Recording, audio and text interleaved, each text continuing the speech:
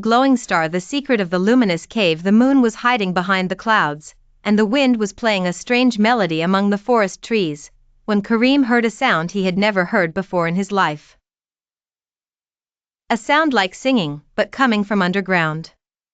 Karim stopped, his heart beating like a drum, his ears wide open.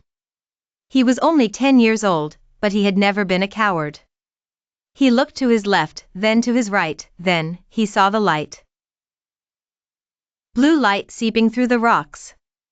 He moved closer, step by step, and pushed the stones aside with his small hands, until a cave opened before him that he had not known existed, even though he played in this forest every day. He went in. The cave walls were all glowing with shining blue stones, and in the middle of it sat a tiny creature the size of a cat, with wings like a butterfly's and eyes like 2 golden stars. She was crying. "Who are you?" Karim whispered. The creature lifted her head in alarm, then said in a voice like a little bell, "I'm Lulu, the guardian of this cave. But I've lost the key to the sky, and if I don't find it before sunrise, the stars will go out forever." Karim swallowed hard. "The stars? All the stars?" "I'll help you," he said without thinking twice.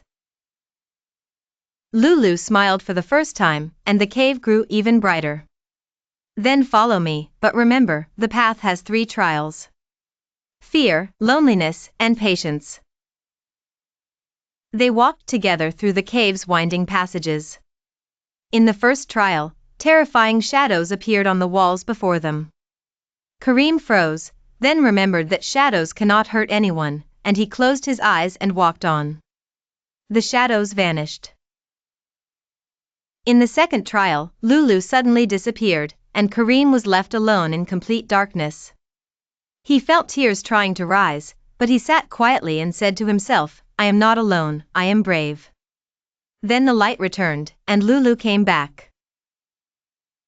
And in the third trial, they found a huge stone door covered with 1,000 tiny dots. Lulu said, "You must find the single golden dot among them." Karim looked carefully, without rushing and without growing bored, until he found it in the farthest corner. He pressed it, and the door opened. Behind the door was the key, hanging from a thread of light. Karim took it and gave it to Lulu.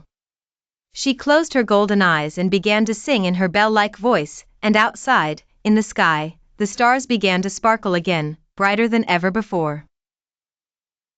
"Thank you, Karim," said Lulu. "Your heart is braver than any sword." Karim came out of the cave as dawn began drawing pink lines across the sky.